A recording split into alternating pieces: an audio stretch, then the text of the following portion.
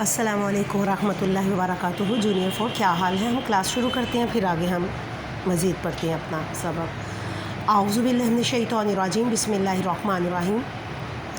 رب اشرح لی صدری ویسر لی امری واحلل عقدۃ من لسانی یفقهوا قولی۔ ربی زدنی علما ربی زدنی علما ربی زدنی علما۔ اللہم فقہنا فی الدین اللہم فقہنا فی الدین اللہم فقہنا فی الدین۔ اللہم انفعنا بما علمتنا وعلمنا ما ینفعنا وزدنا علما، آمین ثم آمین۔ اچھا جی، ہم نے پڑھا تھا دعوت اسلام کہ نبی پاک صلی اللہ علیہ وآلہ وسلم نے اسلام کی دعوت کو کس طرح شروع کیا پھیلانا، اور کس طرح اللہ تعالیٰ کے احکامات ہیں۔ اس کے بعد اب جب مکہ کے لوگوں نے مسلمانوں کو تنگ کرنا شروع کر دیا تو پھر نبی صلی اللہ علیہ وسلم نے مسلمانوں کو ہجرت کرنے کے لیے کہا۔ تو سب سے پہلی جو ہجرت کی گئی تھی وہ حبشہ کی طرف کی گئی تھی۔ حبشہ کس کو گئے؟ حبشہ ایک علاقے کا نام ہے۔ تو اب ہم ہجرت حبشہ کے بارے میں پڑھیں گے۔ آپ اپنی کتاب کا صفحہ نمبر 41 نکالیں، 41۔ حبشہ اب کیا ہے؟ ہجرت کا لفظی معنی کیا ہوتا ہے؟ ہجرت کا مطلب ہوتا ہے ایک جگہ سے دوسری جگہ چلے جانا، اپنے علاقے کو چھوڑ کے دوسری جگہ چلے جانا، اپنے وطن کو چھوڑ کے دوسرے علاقے میں چلے جانا۔ لیکن دین کی خاطر جو ہجرت کی جاتی ہے اسے اللہ تعالیٰ کی خاطر اپنا وطن چھوڑ کر دوسری جگہ چلے جانا ہجرت کہلاتا ہے۔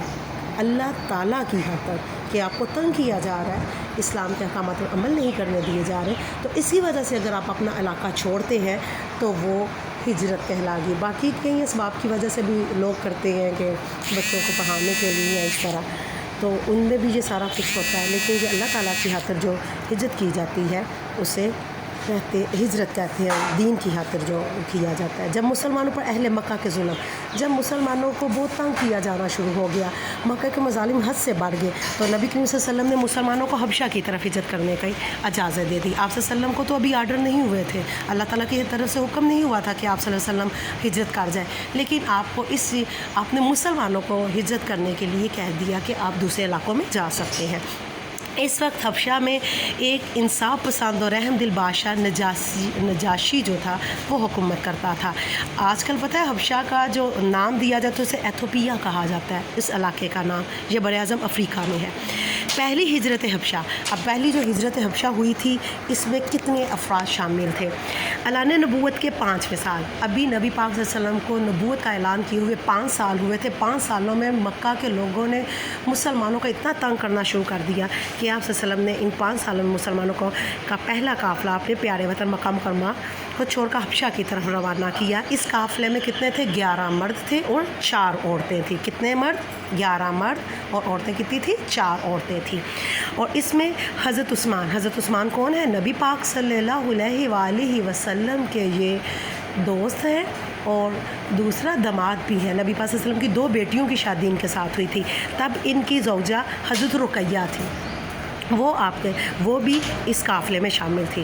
مسلمان حبشہ پہنچ کر امن و سکون سے رہنے لگے، تو کچھ عرصے کے بعد یہ خبر پھیل گئی حبشہ میں، ایسے ہی خبر پھیلی کہ اب مکہ کے سارے لوگ ہی مسلمان ہو گئے ہیں۔ یہ سن کر مسلمان حبشہ سے مکہ مکرمہ واپس آئے، لیکن مکہ مکرمہ کے معلوم ہوا کہ یہ خبر غلط ہے۔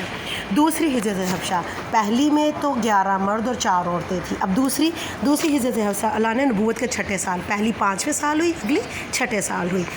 اس میں قریش کے ظلم و ستم سے تنگ آ کر مسلمانوں نے نبی کریم صلی اللہ علیہ وسلم سے اجازت سے دوبارہ حبشہ کی طرف ہجرت کی۔ اس مرتبہ 80 سے زائد مرد اور تقریباً 19 عورتیں اس قافلے میں شامل تھیں۔ پہلے میں 11 مرد اور 4 عورتیں تھیں، دوسرے میں 80 مرد اور 19 عورتیں اس میں شامل تھیں، اور حبشہ کا بادشاہ نجاشی ان لوگوں کے ساتھ اچھا سلوک کیا اس نے، اور لوگ امن و سکون سے رہ رہے تھے۔ اب اس کے آگے مزید ہم پڑھیں گے کہ قریش نے اور کیا چال کی اور کس طرح اس نے جا کے کہا کہ ان کو ہمارے حوالے کیا جائے، ہم مزید پھر بعد میں پڑھیں گے۔ آپ تیسری ریڈنگ اچھی طرح پڑھ لیں، اگر آپ اچھی طرح یہ لیکچر ہی سن لیں گے نا تو آپ کو سارا کچھ آتا جائے گا، آپ کو سمجھ آ گئی ہجرت کسے کہتے ہیں؟ اللہ تعالیٰ کی خاطر اپنے گھر بار چھوڑ کر دوسری جگہ چلے جانا ہجرت کہلاتا ہے۔ سب سے پہلی ہجرت حبشہ کی طرف ہوئی تھی، اور پہلی ہجرت میں 11 مرد اور 4 عورتیں تھیں، اور دوسری ہجرت اور یہ 6 نبوت میں ہوئی تھی، 6 نبوی میں، اور اس میں 80 مرد اور 19 عورتیں تھیں۔ اللہ حافظ، فی امان اللہ، اپنا خیال رکھیے گا۔